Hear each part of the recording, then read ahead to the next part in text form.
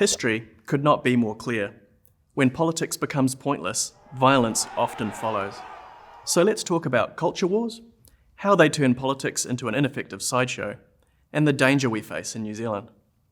Okay, so culture wars are a conflict between social groups and a struggle for dominance of values, beliefs, and practices. In the US, politics has become the main battlefield of a massive culture war, and that war has become the defining feature of their politics. Culture wars issues such as gender identity, marriage equality, and bodily autonomy are called wedge issues because they're the major political dividing lines. As a result, and despite social issues being important, US politics have become increasingly ridiculous and actually pointless. I say pointless because political systems are how we solve economic issues, but they aren't how we solve social issues. First, we have to recognize that social and economic issues are from different spheres of human interaction. Social issues relate to intangible things like morals and values and emotional exchange. Economic issues relate to tangible resources and financial exchange. In political terms, social policy is the organization, regulation, and control of beliefs, behaviors, and relationships, whereas economic policy is the organization, regulation, and control of ownership, consumption, production, and trade. Secondly, we have to recognize that while these spheres of human interaction are interrelated, politics works very differently on them. To be clear, I'm not saying that social issues and economic issues are unrelated. Social well-being is a determinant of economic participation and economic well-being. Similarly, economic insecurity often leads to social intolerance. I am saying that the role of politics is different in each sphere.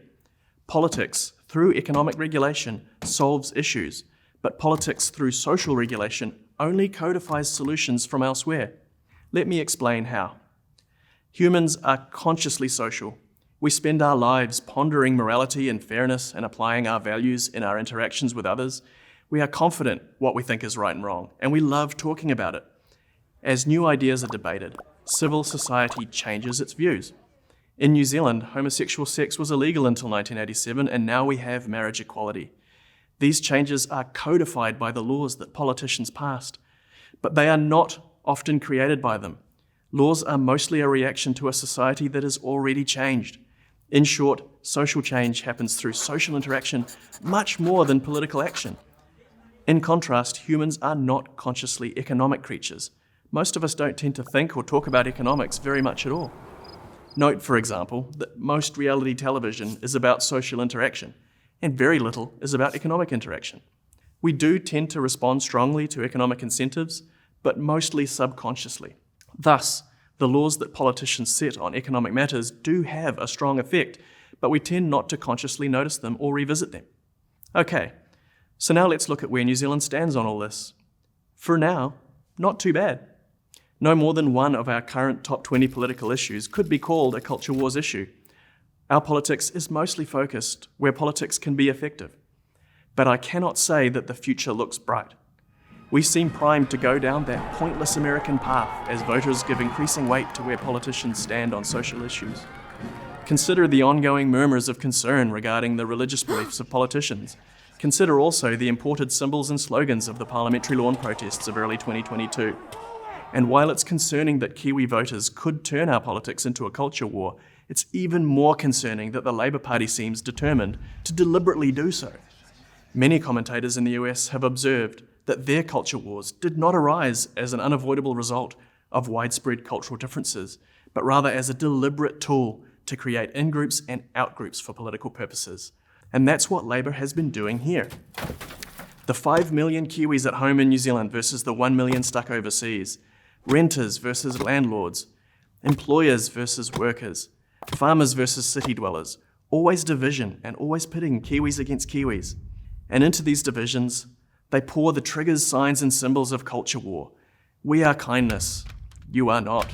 We are inclusive and diverse. You are stale and pale. Your religious beliefs are concerning. Ours speak to our caring values.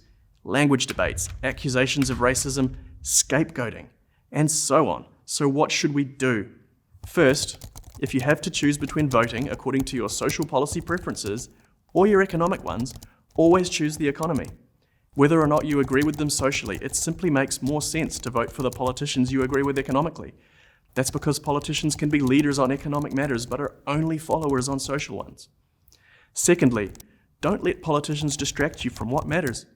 Ignore the attempts at division and distraction. As a voter, stay focused on those big issues. Who has the best solutions for regaining control of inflation and addressing the cost of living crisis?